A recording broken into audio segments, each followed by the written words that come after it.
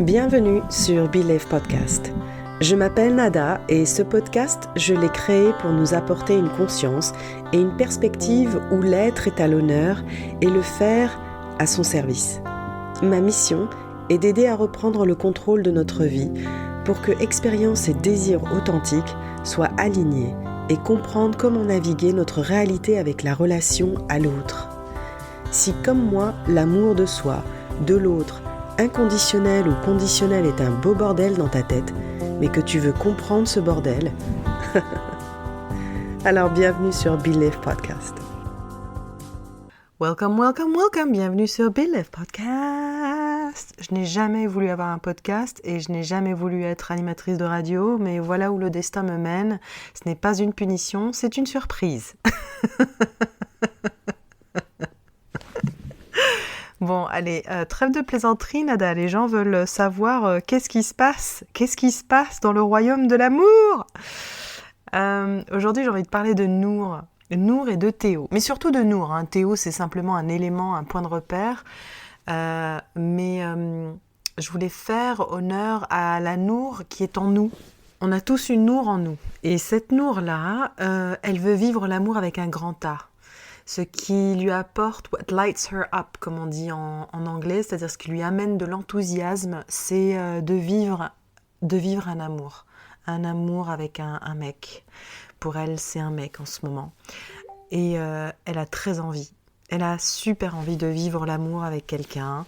Elle communique super bien cet enthousiasme-là, ça pétille. Elle est là, oui, non, mais je le sens et tout. Et honnêtement, je sens qu'elle y met son cœur pour pouvoir, comment dire, pour vivre cet amour-là, quoi. Donc nous, en fait, a rencontré Théo il y a 1 an à peu près, je pense. Et ça se passe évidemment super bien.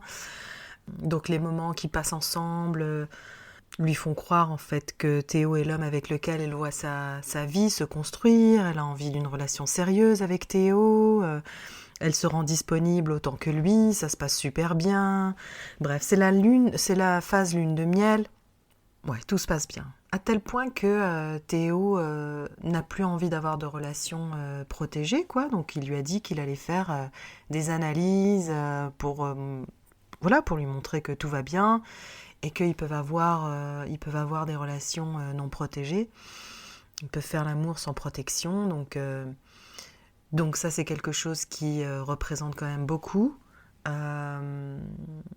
Pour un mec autant que pour une nana, quoi, normalement, quand on est bien fait de la tête et qu'on a un cœur qui est relativement sensible, ça veut dire quelque chose. Sinon, il l'aurait pas mentionné, peut-être même, tu vois, faire des analyses. Who knows? En tout cas, voilà. Et au bout de quelques temps, en fait, ce qui se passe avec Théo, c'est qu'il est devenu très distant. Il commence à répondre de moins en moins rapidement. Déjà, il communique par texto, il appelle rarement. Très rarement, il est bien sûr très occupé, et puis chaque fois qu'elle a une conversation avec lui pour savoir qu'est-ce qui va pas, pas en le disant comme ça évidemment, mais pour obtenir une réponse qui a un sens pour cette distance, il dit que non, pas du tout, elle a beaucoup de valeur à ses yeux, qu'il l'aime énormément, qu'il a envie d'avoir des projets avec elle. C'est juste qu'il sent qu'elle a plein de choses et qu'il n'y arrive pas. C'est juste qu'il n'y arrive pas. C'est lui le problème, quoi. Qu'il a vraiment un problème et qu'il n'arrive pas à le résoudre. Mais sauf que à aucun moment Théo, en disant ça, en donnant une impression d'être super transparent, d'être super honnête, d'être super honnête, ça veut pas dire qu'il est super empathique. Parce qu'à aucun moment il a dit comme je n'y arrive pas, je sais pas en combien de temps je vais y arriver, et que j'ai pas envie d'y arriver, ou que j'ai pas envie de faire d'efforts pour l'instant parce que j'ai d'autres problèmes. Bref, tout ce que tu veux. À aucun moment l'empathie de cet homme n'a fait surface avec les regards plantés dans les yeux de Nour pour lui dire « Je ne veux pas te voir souffrir ». Ça me fait de la peine de te voir souffrir, je sais que t'aurais aimé, mais moi je ne peux pas, et ça me fait de la peine aussi, mais je préfère qu'on arrête parce que j'ai envie de te voir heureuse et que pour l'instant c'est pas moi qui le ferai, c'est pas moi qui sera heureux à tes côtés et je vais te plomber. Donc Moi, je valorisais vachement l'honnêteté des autres, mais je ne savais pas ce que c'était que l'empathie réellement. Et j'honorais la transparence et l'honnêteté de l'autre, mais ça ne veut pas dire pour autant que la personne est empathique. Donc c'est une valeur qui est quand même très importante. Au cas où toi aussi tu te ferais prendre dans ce piège-là comme moi, n'oublie pas l'empathie. On ne s'arrête pas ici parce qu'on veut savoir ce qui se passe du côté de Nour. Théo, c'est son problème, c'est pas mon copain, c'est pas la personne avec qui j'échange. Nour, je peux me sentir plus concernée puisque comme je l'avais dit, on a toute une Nour en nous. Du coup, Nour, elle quoi ? Elle est attristée. Elle est triste que la situation ait viré comme ça d'un coup. Elle essaie de comprendre parce qu'elle a envie d'espérer, quoi. Parce qu'elle a très envie de vivre quelque chose et qu'au départ, Théo correspondait, il cochait quand même pas mal de cases. Et comme il cochait pas mal de cases, c'est un peu con de laisser partir l'objet. Sauf que bon, il coche pas les cases principales. Celles qui sont essentielles, en tout cas pour une relation qui ne soit pas toxique, une relation qui soit plutôt équilibrée, balanced. Et donc, elle pense pas à rompre. Non, elle pense pas à rompre. En tout cas, si elle y pense très rapidement, hein. On survole l'idée, quoi. Mais en attendant que ça s'arrange, on sait pas comment, on sait pas quoi s'arrange, on sait pas ce qui est inclus dans le ça s'arrange. Elle s'accroche à sa mémoire et elle tourne le problème dans tous les sens. Pourquoi, comment, nanani, nanana. Elle se rappelle les échanges du passé. Du coup, il y a l'espoir d'un futur qui est contenu dans toutes ces conversations qu'ils ont eues tous les deux. Donc à aucun moment, en fait, Nour, elle se met dans le moment présent, quoi. Ça veut dire que quelque part, on refuse de regarder ce qui est présent, ce qui est réel. On préfère laisser, ou du moins là, dans ce contexte-là, Nour préfère laisser son esprit se diriger vers des images tu vois, des voix, des images, des souvenirs du passé qui sont tellement plus agréables à vivre que ce qu'elle vit dans le présent, ce qui se passe réellement dans le présent. Et qu'est-ce qui se passe dans le présent, en fait ? C'est qu'on se sent rejeté, on se sent abandonné. Elle vit un rejet. Et le présent représente le rejet dans ce moment-là, quoi. Un abandon dans le moment présent. Ça se vit dans le corps et qui est en fait envoyé directement au cerveau et qui va aller dire attends, 2 secondes, on va trouver une solution pour ne pas que tu souffres, donc on va aller dans la mémoire, penser à des choses agréables, on va aller regarder son téléphone et scroller, on va manger, on va boire, on va s'occuper, parce qu'on ne sait pas comment faire pour bien le vivre. Alors c'est normal de retourner à ce qui était agréable en essayant, tu sais, on veut retourner à ce qui était agréable, un peu comme si on essaie de le forcer à rentrer, à le conjuguer au présent, tu vois, sauf que ça matche pas, quoi. C'est un peu comme si on avait envie de rentrer dans un jean qui est un peu serré et qu'on n'arrive pas, qu'on a envie de forcer, là, à fermer la fermeture éclair, là, du jean qui nous allait super bien, hein, quand on avait le corps qui rentrait dans ce jean. Tout ça parce qu'on refuse d'admettre que notre corps actuel n'est pas celui de l'époque, là, quand je pouvais rentrer dans le jean, quoi. C'est exactement la même chose. On veut pas se poser dans le moment présent, on veut pas dire ok, attends 2 secondes, qu'est-ce que je vois maintenant, quoi. Tu vois, c'est quoi la forme du corps maintenant ? Donc c'est quoi la forme de mon esprit maintenant ? C'est quoi la forme des parts en moi qui sont en train de se manifester en moi, quoi ? Et qui n'ont pas envie d'avancer, they don't want to move on. Qui n'ont pas envie de voir le présent, quoi, qui veulent rester en arrière, tu sais, un peu comme un enfant qui pleure et qui n'a pas envie d'avancer quand le père le tire ou la mère le tire par la main. Non, lui, il veut aller voir l'objet là qui était derrière et qui a attiré son attention, il est en train de pleurer parce qu'il veut y retourner. C'est un peu ça. Voilà. Et moi, ce qui me touche dans cette histoire, c'est à quel point on est capable de douter de nous-mêmes quand toutes les preuves tangibles sont là pour nous dire qu'il faut arrêter d'espérer, qu'il faut avancer. Alors, on ne communique que par texto. Est-ce que tous les deux, on est OK pour communiquer que par texto ? Est-ce que je me sens assez en sécurité avec toi ? Est-ce que tu me fais montre d'assez d'attention pour que je me sente secure enough pour rentrer dans une relation avec toi et admettre que ouais, en fait, les textos, ça suffit. Ça, c'est une chose. Est-ce que se voir à de rares occasions me suffit? Est-ce que le contenu de nos conversations, quand on se voit rarement, font que je me sens libre de parler de plein de choses parce que tu vas être ouvert à toutes les discussions, parce que tu te sens concerné par mes propres réflexions? Ou est-ce que non, en fait, ces rares fois où on se voit, c'est simplement des fois, les rares fois où on se voit, en fait, moi-même, je vais faire en sorte que ça va bien se passer, même si j'ai des choses sérieuses à te dire, mais j'ai pas envie qu'on se dispute, j'ai pas envie qu'on soit dans le conflit, parce que je ne sais pas comment ça va se terminer, et surtout comment on va recommuniquer ensemble. Et surtout, peut-être que ça va apporter encore plus de distance. Je veux dire, wow, it's a little bit complicated here. Parce que j'ai pas envie d'être en conflit, quoi. Parce que je ne sais pas quand est-ce qu'on va se revoir, je sais pas quand est-ce que tu vas vouloir recommuniquer avec moi. I mean, this is not a sign of safety. Ça, c'est pas un signe où on se sent au moins à l'aise pour la suite, quoi. Tu vois, ces actions, elles portent pas du tout la noblesse de ce qu'il annonce. Genre, je vais faire un test, j'allais faire une prise de sang, et comme ça, on va pouvoir faire l'amour sans protection. Mais ça veut dire quelque chose, ça. Qu'est-ce qu'il faut en plus de ça pour se dire « je passe à autre chose » ? Qu'est-ce qu'il faut en plus de ça pour se dire « non mais faut que j'arrête la relation, en fait, elle me fait pas du tout du bien, quoi ». Que si on n'arrive pas à passer à autre chose, alors cherche à voir qu'est-ce que la part en toi qui veut rester dans le doute ou l'espoir risque si elle met un terme à cette situation. Et on peut arrêter, tu peux t'arrêter là, hein, ou tu peux écrire cette question tout de suite et y répondre plus tard. Tu peux mettre pause à cet épisode-là et te réellement, genuinely, honnêtement, répondre à cette question. Qu'est-ce que cette part en moi risque si elle met un terme à cette situation-là ? Qu'est-ce qu'elle risque ? Et pose-toi. Vraiment, pose-toi. Pose tout, là, ton corps sur un canapé, sur un siège, sur un strapontin dans le métro, et rentre dedans. Rentre dans le corps et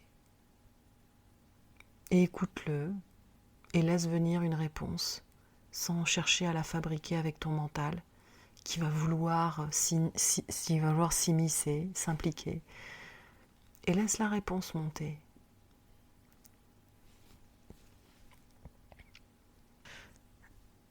La réponse, elle vient de l'arrière-boutique. L'arrière-boutique, évidemment, c'est notre inconscient. C'est cette part-là qui est toujours couverte par le mental, qui parle, qui fait des commentaires, voilà. Donc ça se passe... Ça veut dire qu'il y a quelque chose qui se passe dans l'arrière-boutique. Parce que réellement, dans cette vie-là, où on est, on mange, on danse... on dort, on crée, tout ça, c'est quoi le plus important ? C'est de se sentir indépendante, et c'est de se sentir vivante, et c'est de se sentir libre de ses propres choix. Au final, c'est ça qui compte, parce que, sans dramatiser les choses, mais une fois que tu es sur ton lit de mort, plus rien n'importe en fait.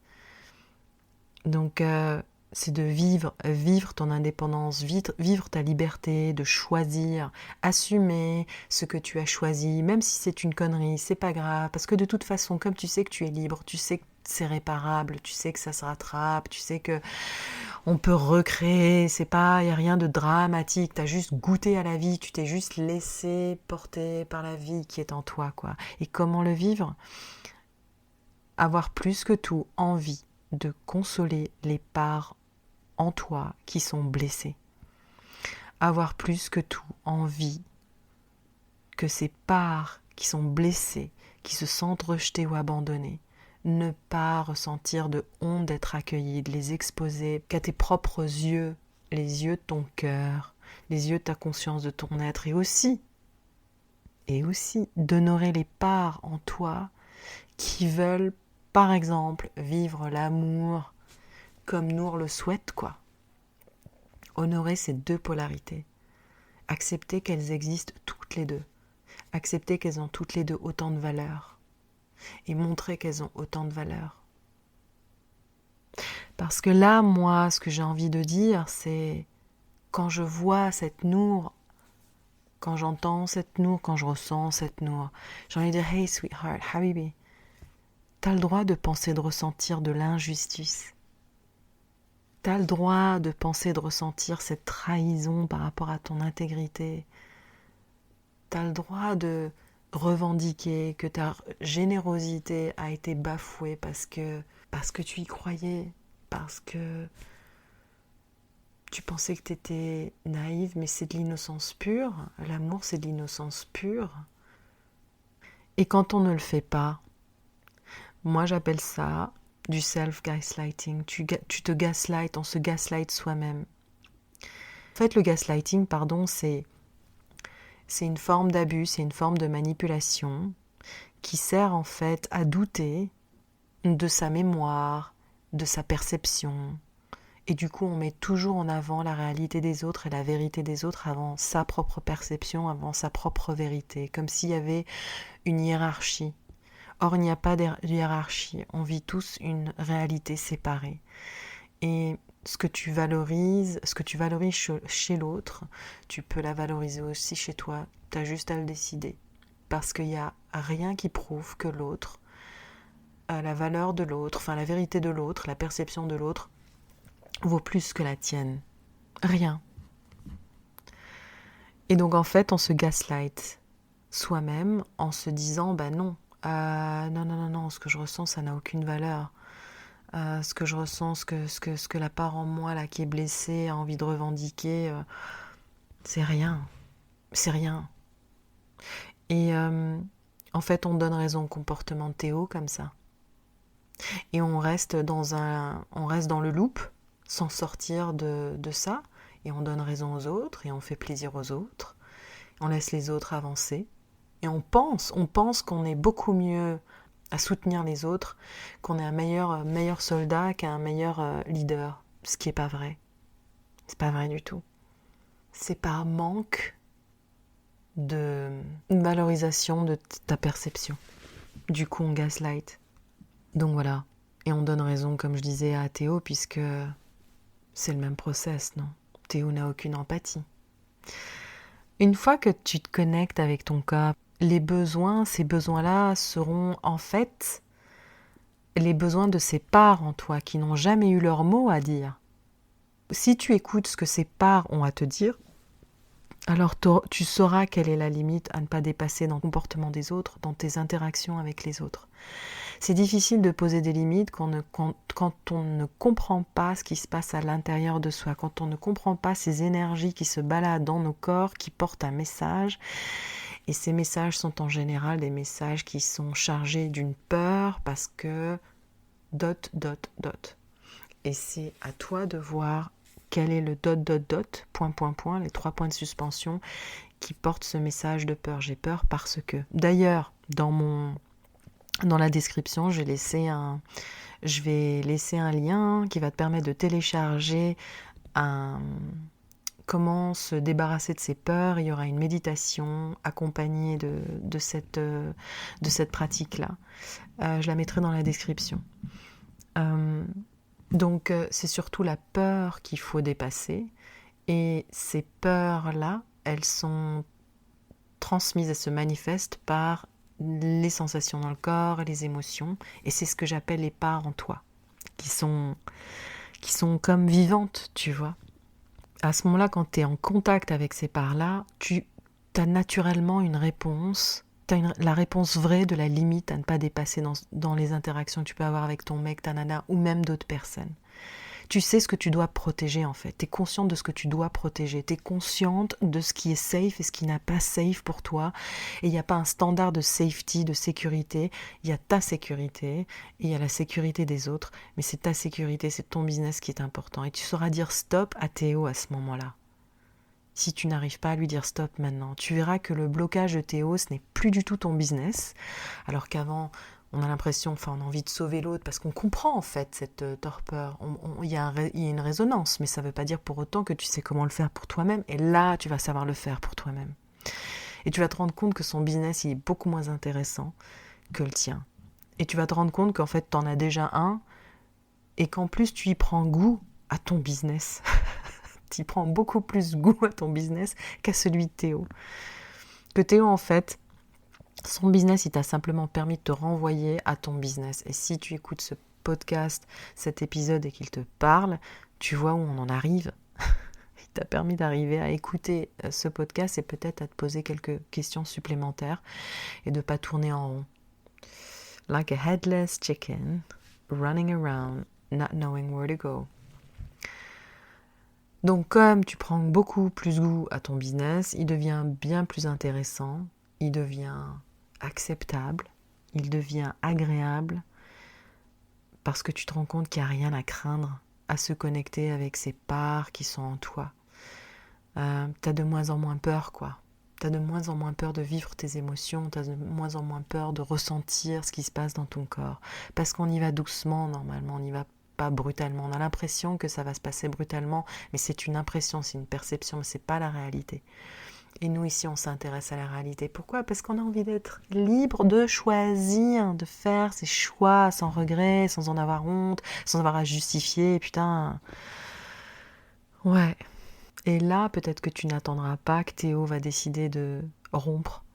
Peut-être que tu n'auras plus envie de sentir sa présence dans ta vie, là, comme une ombre qui te suit partout. Peut-être que tu auras juste envie de dire non, mais maintenant stop, en fait, je vois pas l'intérêt de rester avec Théo. Je vois pas l'intérêt, en fait, il m'apporte rien. J'ai juste des textos et c'est pathétique. Et assez naturellement, tu pourras poser tes limites.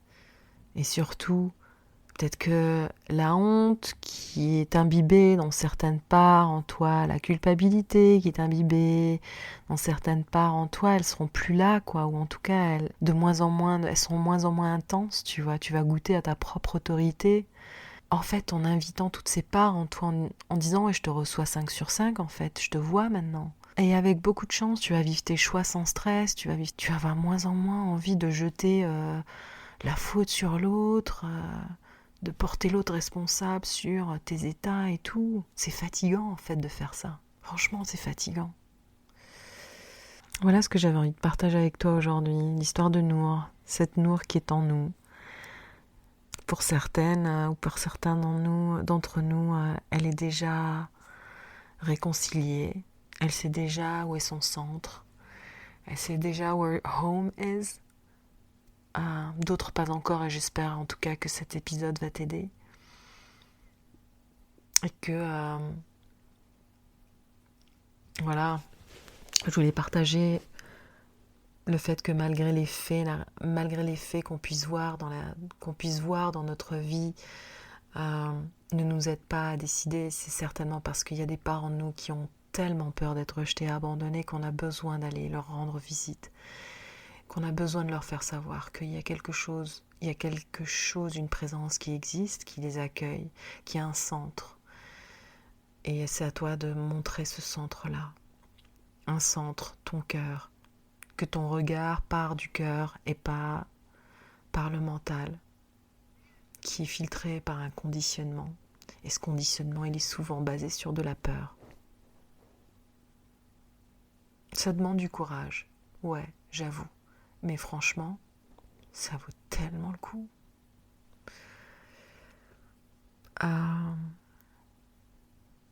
Quoi d'autre ? C'est pas la transparence d'un discours qui visiblement nous amène qui nous touche. Peut-être au départ, parce qu'on n'a pas l'habitude de l'honnêteté des gens. Mais je crois que ce qui, moi, j'ai trouvé me touche le plus, c'est l'empathie des personnes. Cette empathie, on le voit immédiatement quand on partage, s'il y a une réelle écoute ou pas. S'il n'y a pas de défensive, s'il n'y a pas une volonté de vouloir contrôler la situation. Tu vois ? Un mec qui dit vouloir faire les choses et s'engager, mais qui ne fait rien, évidemment que tu te casses. Mais c'est pas toujours évident de le faire. D'où cet épisode. C'est pas la transparence du mec qui doit nous séduire, mais ta propre transparence vis-à-vis de tes parts, des parts qui sont en toi, qui ont qu'un seul désir, c'est d'être entendu et approché avec tout l'amour qu'elles auraient eu besoin de recevoir dans les faits, il n'y a que toi qui peux t'en charger, personne d'autre. Parce qu'au final, il s'agit d'amour. Ce podcast, on parle d'amour. Pas de contrôle. Donc j'espère qu'en tout cas cet épisode t'a aidé. Si tu as envie d'être accompagné par Nada, c'est-à-dire la personne qui est en train de te parler là, n'hésite pas à me le faire savoir. Tu peux m'envoyer un message, tu peux booker un rendez-vous sur Calendly. Et puis en attendant, tu peux aussi télécharger cette pratique que je mets à ta disposition avec une méditation que j'ai créée pour ça et qui, je l'espère, va te soutenir. Si tu as des questions, tu n'hésites pas. Moi, j'adore communiquer avec les gens. I love people more than anything. Et je te dis à la prochaine, je te la souhaite bonne. Ciao! Merci pour ton écoute et merci pour le temps. Si l'épisode t'a plu, n'hésite pas à le noter. Tu permettras au podcast d'être encore plus visible et d'être un support à plus de monde autour de nous. À très vite!